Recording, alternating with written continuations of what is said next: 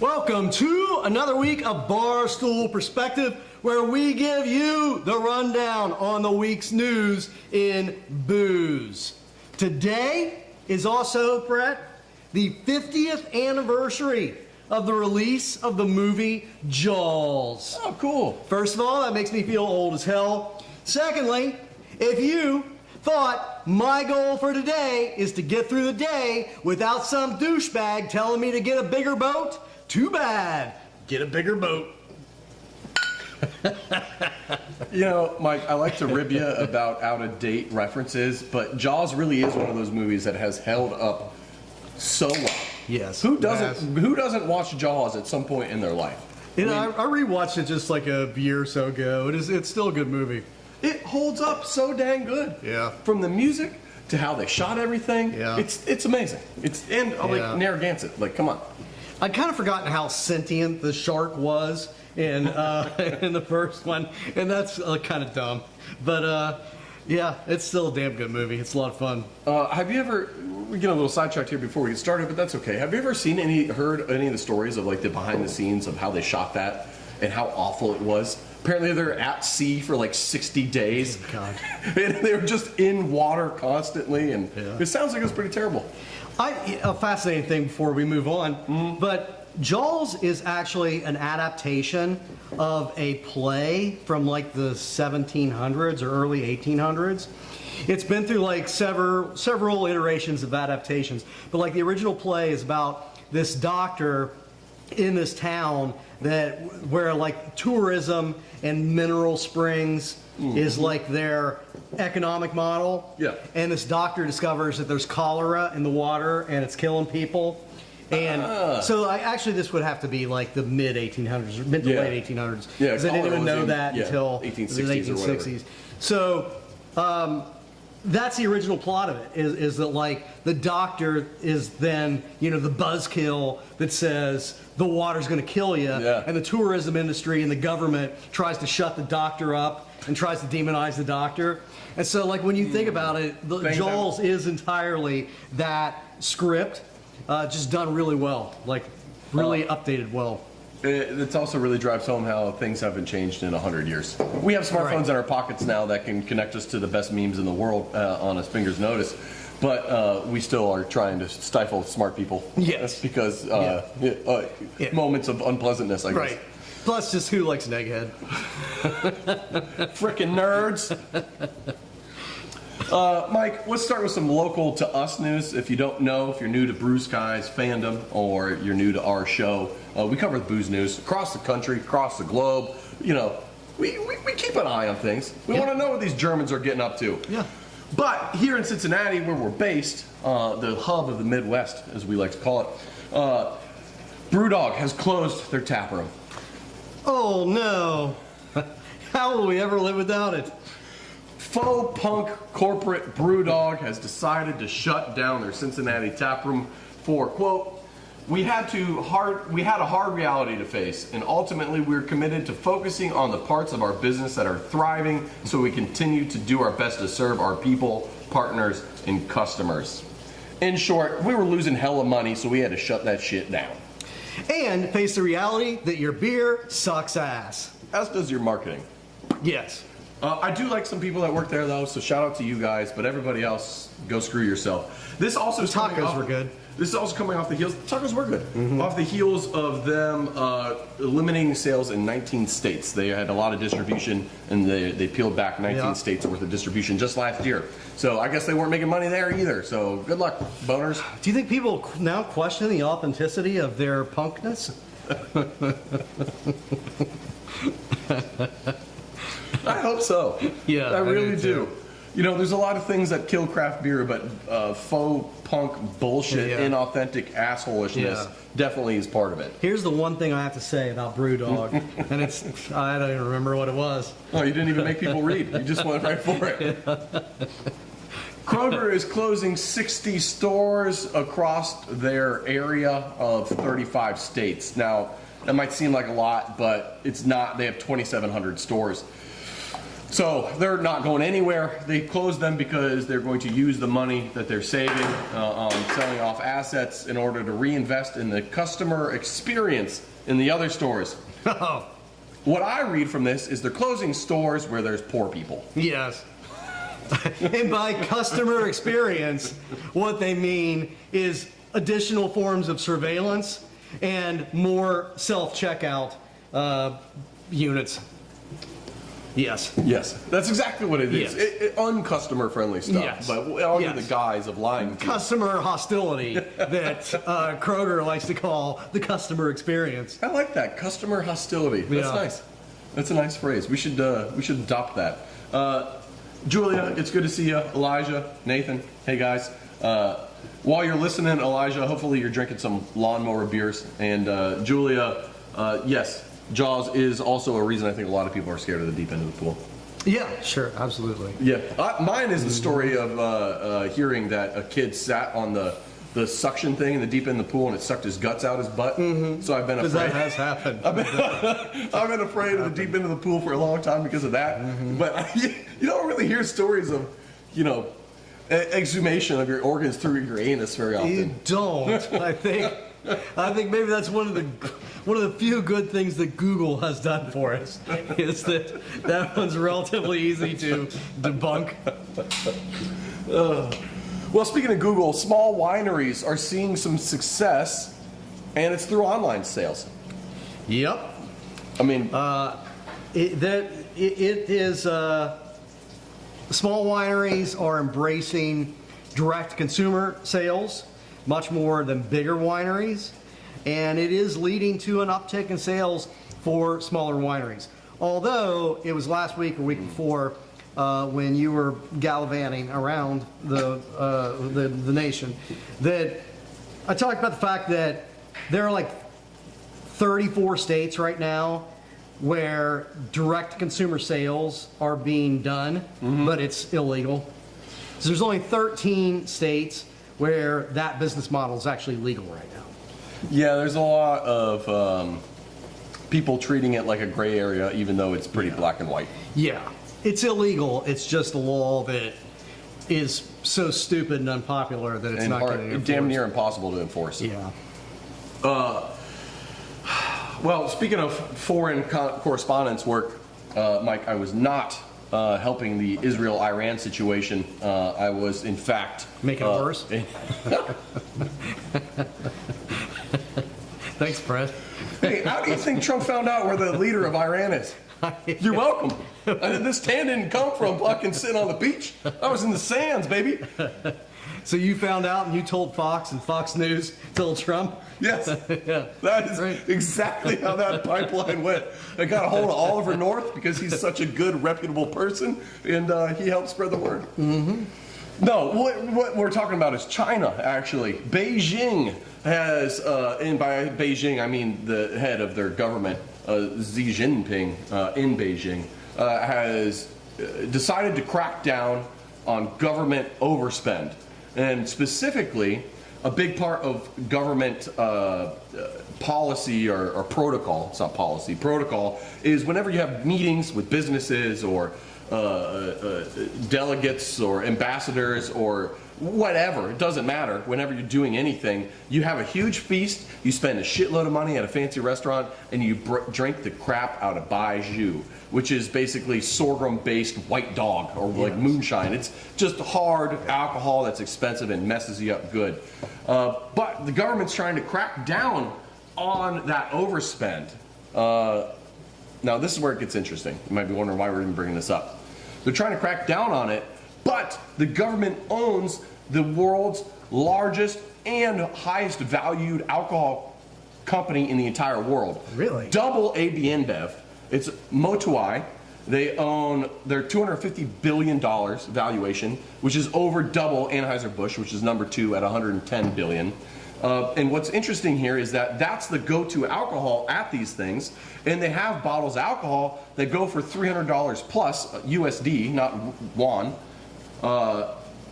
So it's at odds. Like they're saying, don't drink as much anymore, don't have as many lavish parties and going outs, but they also own this overvalued company which is largely propped up due to government overspend. Yeah. So I say to you, Mike, arbiter of Chinese culture and understanding of how the government operates. Absolutely, it's one of my specialties. What is happening here? What's going to happen with Moutai? Which I'm sure I'm butchering all these pronunciations, so excuse me. But what's going to happen? Communism's a hell of a drug.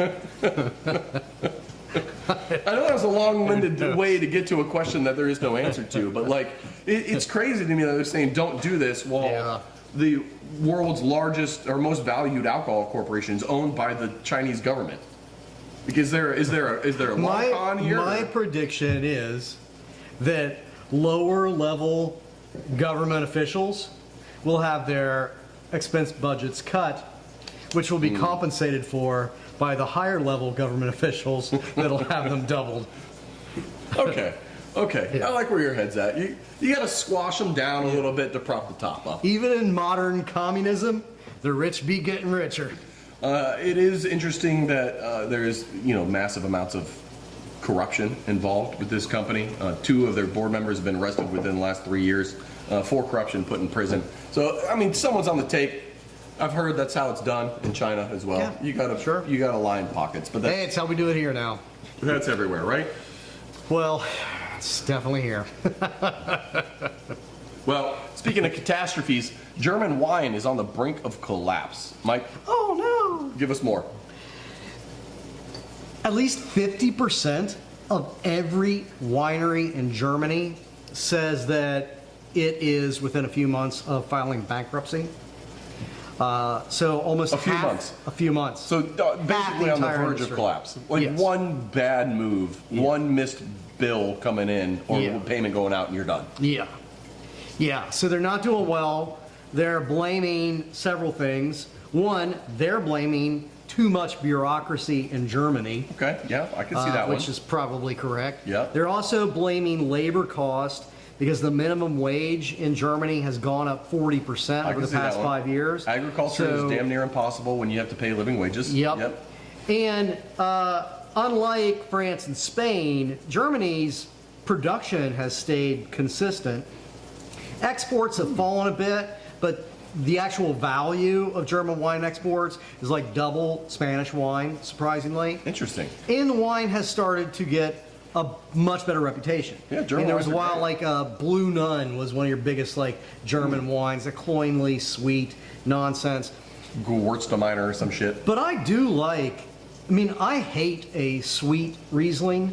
Yeah. I like a really nice, subtle, dry Riesling, I think is my favorite white wines. Yeah. So the wines are getting a good reputation. They are blaming primarily who? Trump? Say it with me. Oh no. Gen It's the young Z. people. Oh no. Gen Z. It's always the young people. Blame the young people. They're seeing like a 4 to 8% decline in alcohol consumption in Germany every year. They still drink more than most Europeans, but they are cutting back. In part, it's the same sort of health concerns that are going on everywhere, but they are calling out specifically Gen Z as not drinking as much as previous generations, and so it's killing off the wine industry.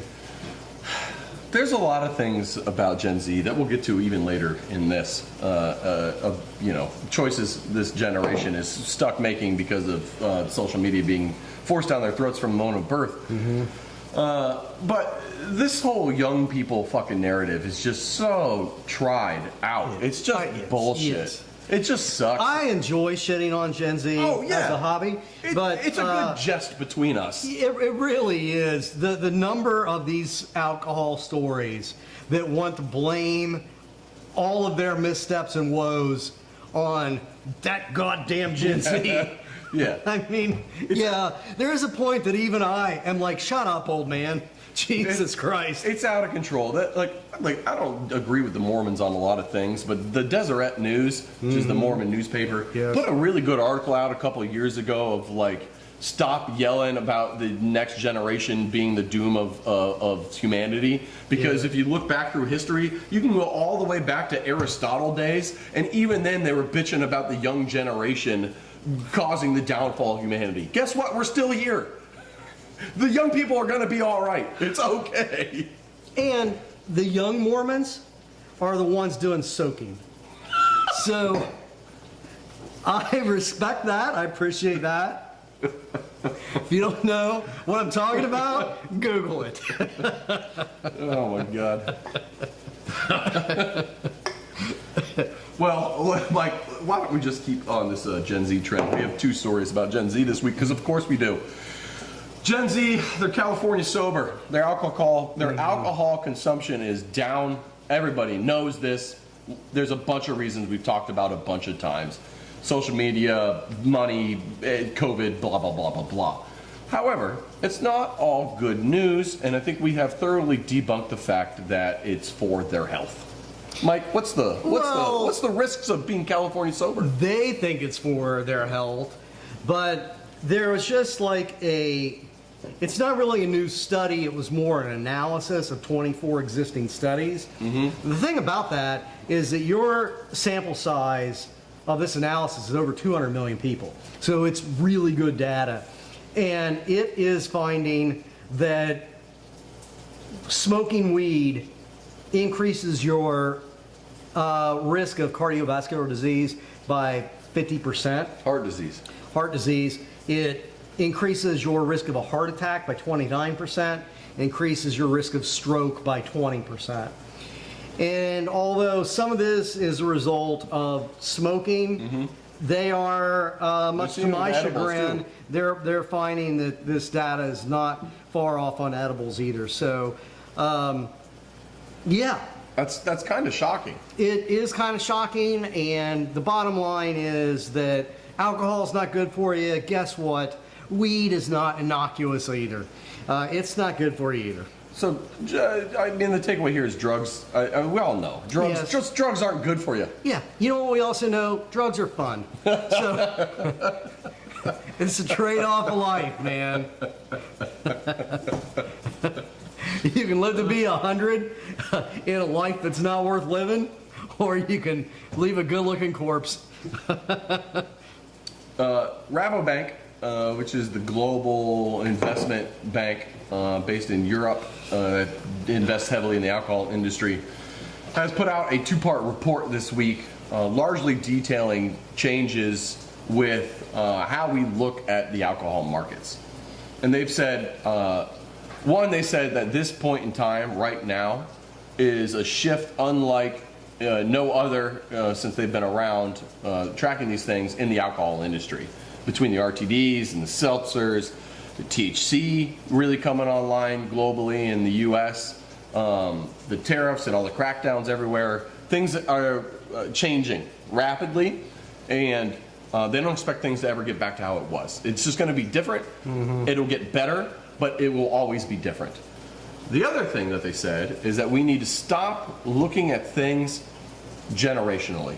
It isn't a generation that ages and has the same problems. What they're saying is we need to start just looking at stuff like young people, middle-aged people, and old people. And stop freaking out that Gen Z is never going to come around to alcohol. What the report is saying is that Gen Z, as young people, have decided that their drug of choice is telephones and social media and cannabis, but do not worry, because they will get into alcohol as they age. And they're saying is what they're positing is that every future generation, it will be the same thing. It's not a generation. Gen Z is just not going to drink their whole life. They will get into it, and we need to start looking at it as just young people aren't boozing hard anymore. They're going to soft their way into alcohol, and it's going to be an older person thing. Okay. That could be, or they could maybe not soft their way into it. When the war starts later this year, they might just start doing shots. So are you buying this? I mean, like, do you think that, like, okay, money, like, I think a big part of it too is young people are poor and alcohol is more expensive. Yeah, I don't know, man. I mean, there is a point to it. I think that they probably, as some of this data starts to moderate, they are a generation that has been disadvantaged in a number of ways, including financially. Mm-hmm. But they have been fed this whole, like, alcohol is so bad for you. They've also grown up seeing their Gen X parents getting shit-faced and their parents' friends like me, getting all tanked and acting like a dick in public. And so they see, pot as this healthy alternative to drinking. As they become disabused of that fiction, I think that's going to be some moderation as well. Also, there's a possibility that maybe at some point they'll collectively put their fucking phone down and join society. So I think it's all possible. I doubt that. I highly doubt that. But who knows? Who knows? That being the case, you're right. You tend to do the opposite of what your parents do as far as what things you think are cool. Right. So maybe once Gen Z starts having kids, whatever their generation of kids is going to be called, maybe they're going to look at their parents and be like, look at these hippie stoner losers always sitting in their house on their effing phones all the time. Let's go out and party. Maybe we just got to wait 2 more generations and it'll come back around. Well, and even if you look back, when the worst generation were young, they were the original hippies, and they rebelled against beer sales went down, for quite a while because young boomers smoked weed rather than drinking. So Gen Z is actually kind of a cyclical. It's more defined. Gen Z is the new boomers? Probably. Oh, they truly are the worst. They might actually be the worst. No. Yeah. It's possible. Give it time. You do hear a lot of stories about how Gen Z men love getting into alt-right communities and weird nationalism shit. Yeah. So, oh boy, Mike. Brett, thank God for the war. Yeah, but we're gonna be the bad guys. Whatever. Who was cooler in Star Wars, Brett? Who's the coolest character in the whole thing? Darth Vader. Absolutely, hands down. We're not Darth Vader. Fuck it. Mike, Julia is pointing out that I'm beating you in sip count this week for maybe the first time ever, and you might lose your consecutive throne. You've won like 52 in a row, but today I might take you down. Trying to get California sober, Julia. Jesus. Oh boy. Okay, Mike. Do you want to talk about this Spanish brewery that's focusing on being environmentally conscious, or do you want to jump right into the Heineken stuff? Let's do that one. Have you ever heard of this brewery? It's called Dam. D-A-M-M, not D-A-M-N. No, like Van Dam. I have never heard of them, but they saw like 34% growth in this last year. They attribute part of it to the fact that they're very environmentally conscious and socially conscious, etc. So that's like part of their branding. And I don't know, they say it's working for them. So the virtue signaling is working for them. Virtue signaling is working for them. I see they claim that a big part of their stuff is that they're vegan. Well, I'm here to tell you that 99% of all beer is vegan at this point. They don't use any milk or any, milk? Oh, so no lactose. So no lactose in anything. They don't do, fish bladder filtration, which... technically you can still claim your product is vegan and doesn't have any animal parts in it, even if you use isinglass, because it's a processing aid and not an actual ingredient. Really? So even though it's made of meat or meat products, you can still claim vegan. So yeah. We don't use isinglass, but you can. I think few people do this There's anymore. a bunch of different alternatives that you can use. So why buy fish bladders? You don't need it. It's not any more effective. I don't know. I like the fact that my beer has been pushed through meat. Triple meat filtration. Yeah. Yeah. Mike, we were talking at lunch today. At what level of a corporation do you have to get where you can start investing in like a black department, as in like a blacked out department, as in it doesn't show up on the budget, but they're there for corporate malfeasance, basically? You have your own like army. Yes, like Chiquita style. I'm gonna overthrow some governments in order to continue to use slave labor and keep bananas cheap in the United States style bullshit. I'm sure that there's an actual mathematical quotient. I'm gonna guess like $50 million. When you're worth $50 million, that's Urban Artifact might get there. Yeah. When I have to hire, the grease department, Mike, I'll give you. I will run that grease department. I'll be the fixer up here. Before we move on to the Heineken thing, to continue on with the Chiquita, the reason I bring it up, one, because, the whole Banana Republic bullshit that is Chiquita, and the reason that term exists is because of them. They fired 5,000 people in Costa Rica and Central America this week for striking against unfair labor conditions, pay, and practices around their banana farms. They fired all of them. 5,000 people. So the grease continues with Chiquita. But on that note, it's happening in the beer aisle. Mike, Heineken, give us the scoop. They're not just a bad beer, Brett. They're also bad people.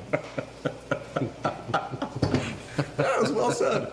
Well said. So what's going on? I think there's some bribery involved, maybe? Yeah. Maybe some corporate espionage? There's this Italian company called Equalizer, which Great name. is a great name.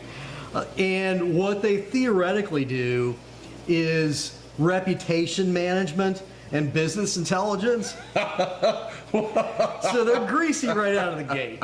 We are a legal criminal enterprise, Yeah. is what those Yeah. 4 words say. Yeah, if you are worth $3 billion, but also happen to be a pedophile, these are the people that you hire, right? Yes. Well, what they have also apparently been doing, they're in some hot water because they, in addition to their legally sleazy business operations, they've been hacking into like the Italian version of the IRS and Italian police departments, getting into these data sets and Hacking? they're hacking into them, and they've put together dossiers on over 400 Italian politicians and affluent Italian businessmen. Oh, so people you can blackmail. Yeah. And they're selling that information to corporations.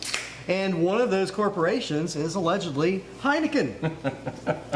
Now, Heineken's response to this is, well, as soon as we learned that they were obtaining a bunch of this information we were buying by hacking, we ceased doing business with them. Which, Okay. but it doesn't answer the underlying question of what the fuck were you doing with that information beforehand?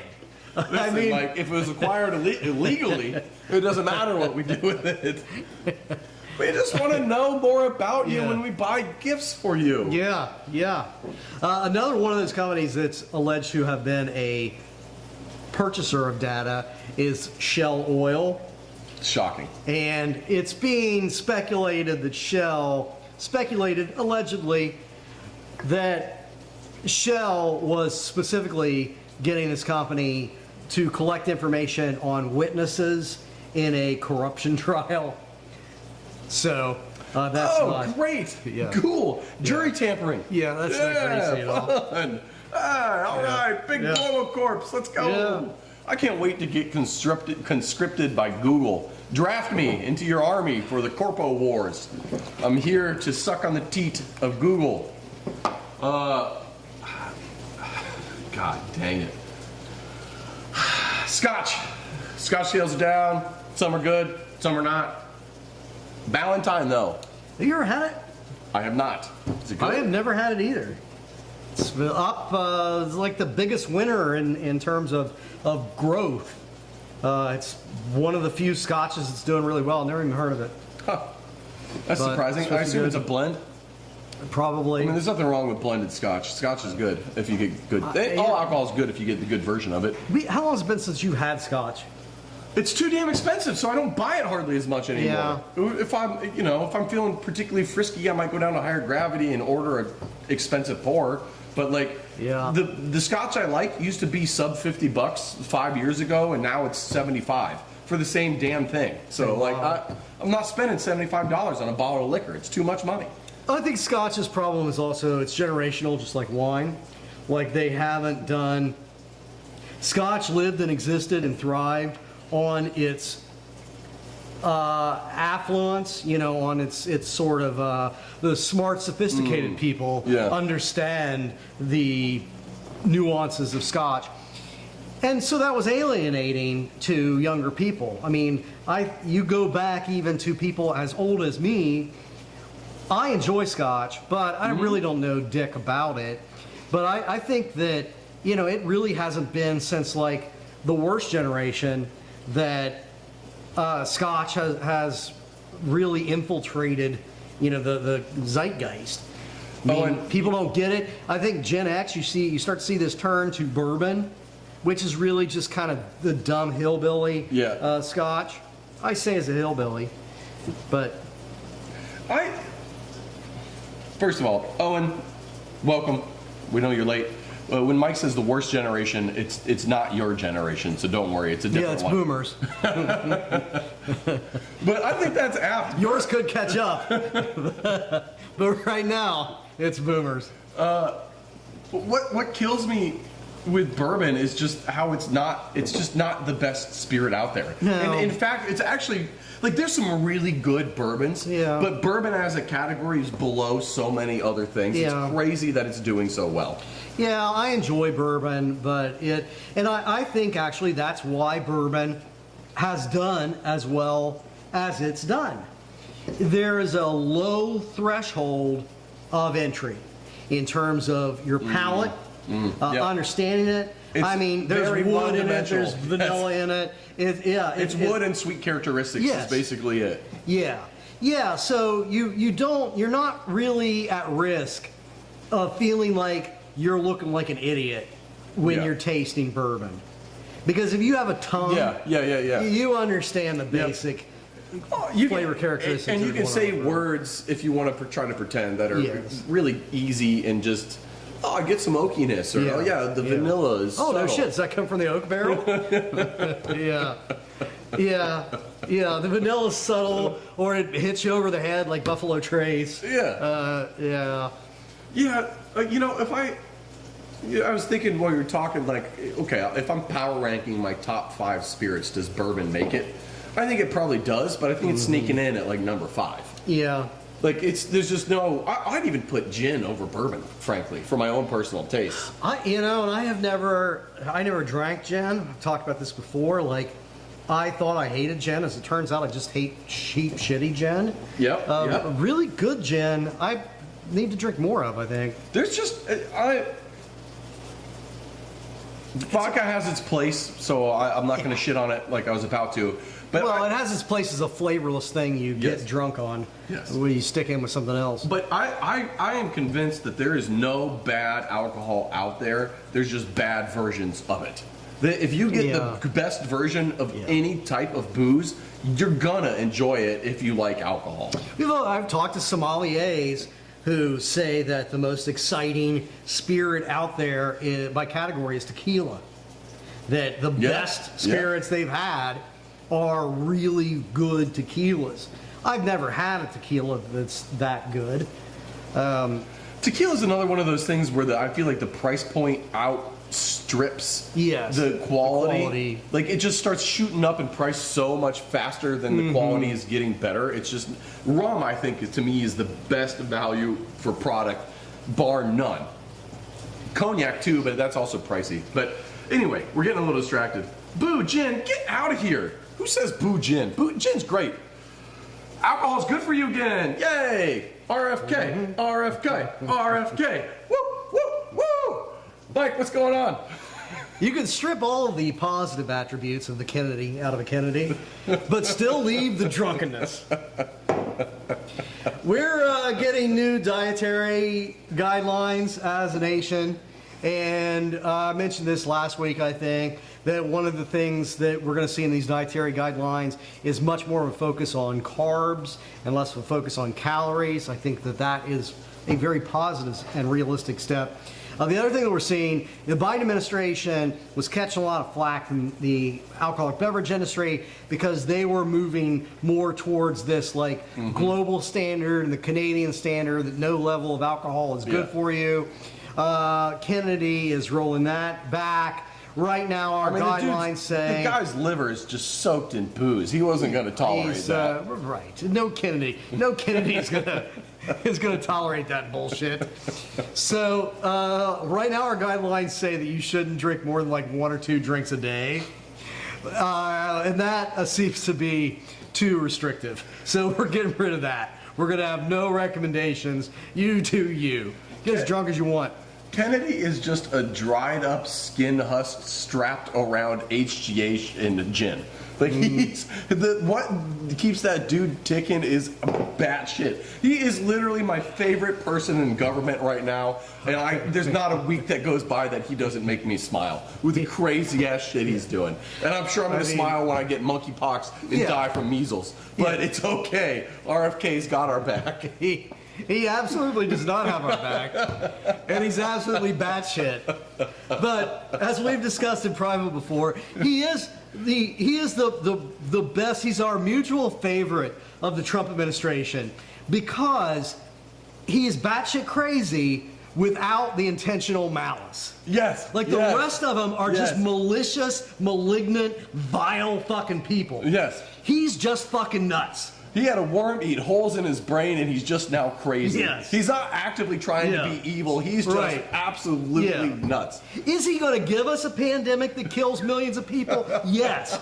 Is he going to intentionally do it? No. And I love him. And that makes him the best member of the Trump administration. Just pure, unfettered incompetence on display for the world to see. Yeah. Oh my God. Well, shit, Mike, we have like 8 more stories to go through, and we're going on 36 minutes. So, take your pick. Hooters, bankruptcy? They're moving forward with Chapter 11 bankruptcy. Okay. Whole Foods is being restructured, and Amazon's taking over all the top brass of Whole Foods. Oh, well, okay. It took 8 years, which I'm surprised. That's the shocking part. We all knew that was coming. The residents in Texas are urged not to drink during this heat wave. Mm-hmm. Sure. Okay. Yeah, Texas. Bleh. I mean, alcohol, heat, stroke, etc., whatever. And Texas is too hot for any civilized person to live in, which explains a lot about Texas.